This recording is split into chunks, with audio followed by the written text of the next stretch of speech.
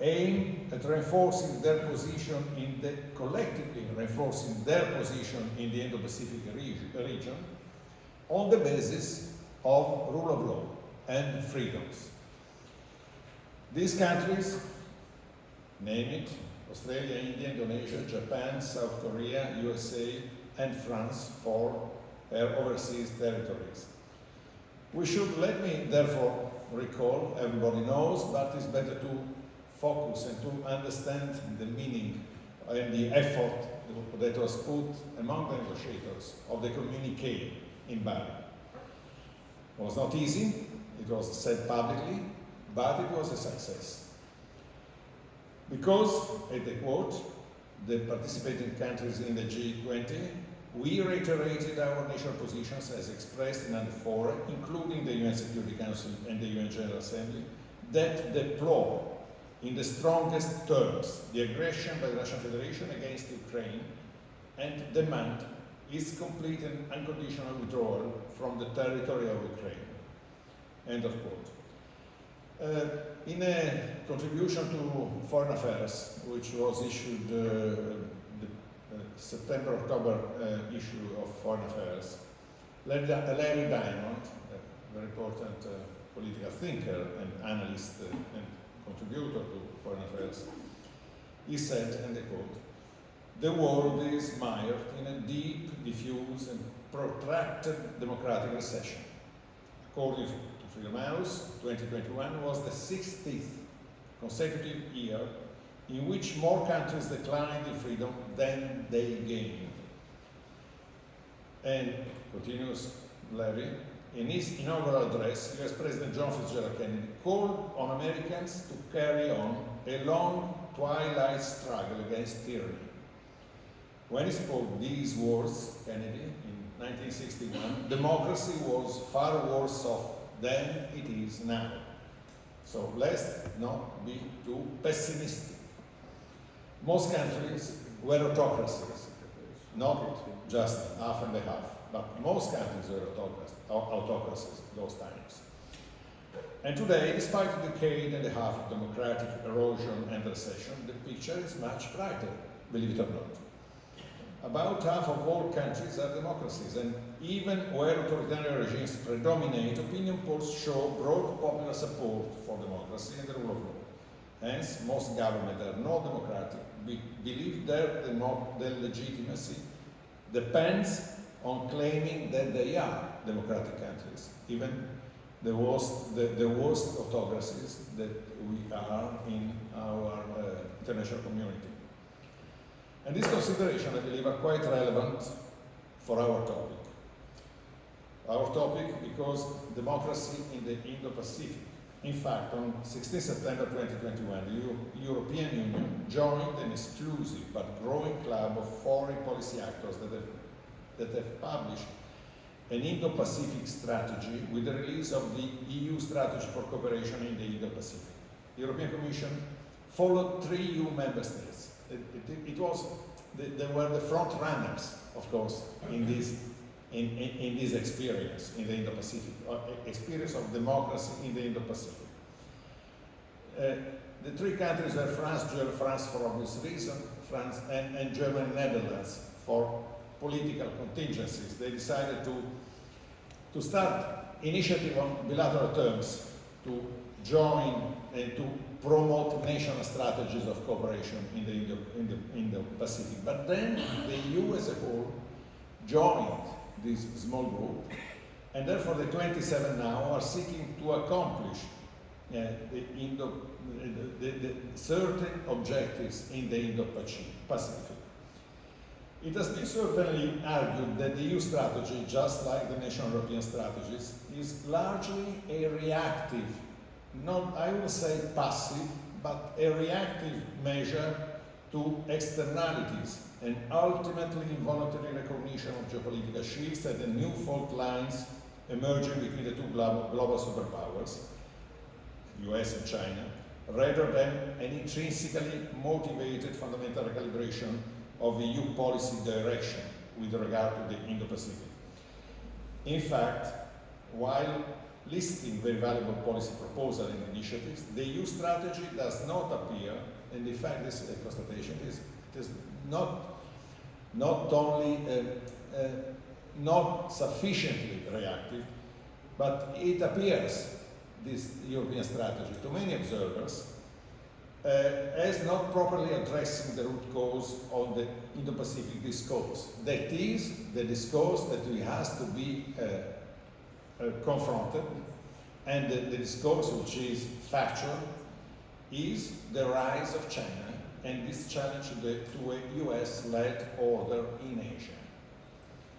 And without this fundamental strategic positioning, the EU Indo-Pacific strategy does not seem, for the European Union, does not seem yet to fall within the current Indo-Pacific framework pursued by the US and the security partners in Asia. But it is a viable agenda, in my opinion. Also, this European strategy, as it is. And it's viable because with the US-China tensions over Taiwan reaching their highest levels in decades, Beijing is eager to line up diplomatic support, particularly from its Asian neighbors. And the European Union may be a game changer together with the US if they are united in producing a different narrative from the narrative that the Chinese government is offering. And that because despite ASEAN's huge economic interest on China, it looks like the bloc is not going to give Beijing the support that the Chinese Communist Party is seeking. And that is especially true on Taiwan. This is first because almost each one of the bloc's 10 members is or could be involved in territorial disputes with China in the South China Sea. And this explains the sense of moderation displayed by these countries on a hand. On the other hand, we have to take into account that when former House Speaker Nancy Pelosi visited Taiwan, all the ASEAN countries, as Nancy Pelosi, all the governments of the other 9 ASEAN countries reacted and commented the stance of the Chinese government. They commented, warning that the world must abstain from provocative action, miscalculations, serious confrontation, open conflicts, and unpredictable consequences among the major powers. That is to say that there was a coincidence of judgment and expressions from the 10th and the United States, and the United States at the time. That has been not very much noticed, but it was significant. In fact, Beijing can never be seen as a preferred security partner by ASEAN countries. One of the reasons why Southeast Asian countries are reluctant to give China what it wants is that many have been quietly improving their relations with Taiwan, especially under President Tsai Ing-wen's new southbound policy. Her flagship strategy has boosted Taipei's engagement with many countries in the region. And the growing importance Taiwan has shaped ASEAN states' position in responding to Beijing's stepped-up military drills across Taiwan Strait. Indonesia and Philippines, for example, expressed concern over the safety of their workers during Chinese exercise. And in this perspective, the EU and the Italian partnership strategy in the Indo-Pacific has to aim at further promoting and facilitating the already existing cooperation between ASEAN countries and Taiwan. There are at least 2 fundamental reasons. The first reason is that Taiwanese long-standing remarkable human rights record and adherence to the principle of rule of law is in front of all of us.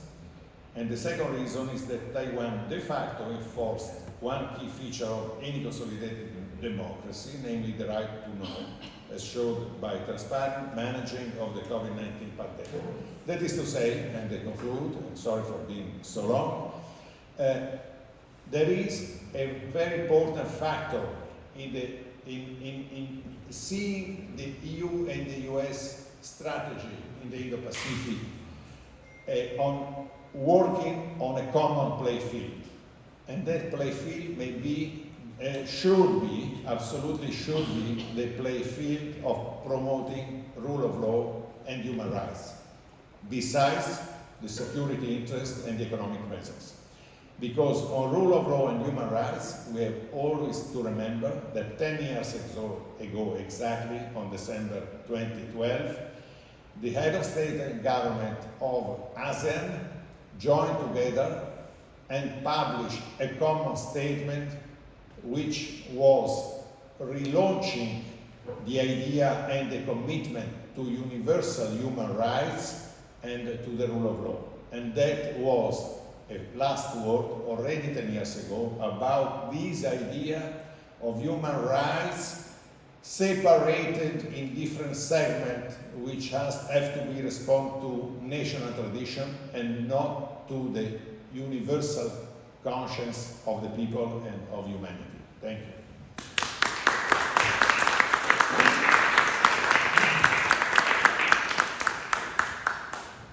Thank you very much, Senator.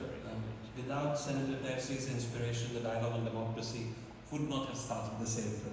So thank you so much for your support. Next, I would like to request Thibault. I'm sorry, I still can't pronounce your last name right, so my apologies. He's the project director of the International Republican Institute, and